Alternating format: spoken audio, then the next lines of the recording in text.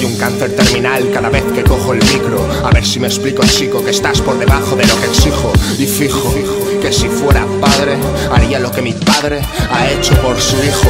Yo no compito contra más MCs, yo soy tal que así. Viajo a París y cuando menos te lo esperas estoy dentro de ti. ¿A qué hora me sientes? Me tienes enfrente. Estamos haciendo el amor mentalmente. Creo un cataclismo. Me siento orgulloso de mi familia y me hace sentirme orgulloso a mí mismo.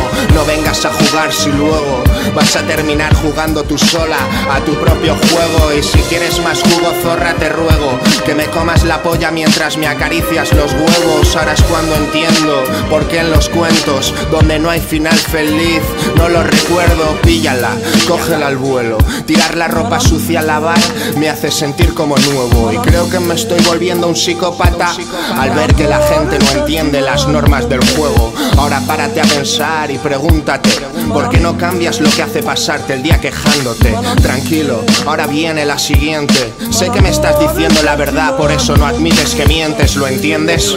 Debes ser sincero contigo mismo, verás cómo te sorprendes. Podrás ser amigo de tus enemigos hasta que te des cuenta de lo que realmente sienten. De verdad que te he hecho tanto daño. Si he visto mi vida pasar viviendo en un engaño. Es triste y me inquieta ver que aún así la gente que de verdad me quiere me admira y me respeta.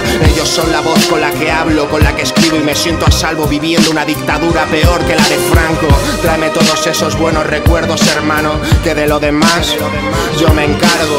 No quiero problemas, no quiero soluciones. Quiero más poemas y más canciones con reflexiones que den vida y no amarguen esas situaciones ambiguas. Si no te gusta nada de lo que proponen, siempre habrá uno que le eche un par de razones y el otro será el que le eche los cojones. Ahora es tiempo de trabajar y dejar las lamentaciones. Suena increíble pensar en cómo lograr lo imposible. Déjate llevar, vas a notar que eres sensible, como el pajarito que quiere volar para ser libre. Es simple, haré esa llamada tan esperada si descuelgas antes de que vibre.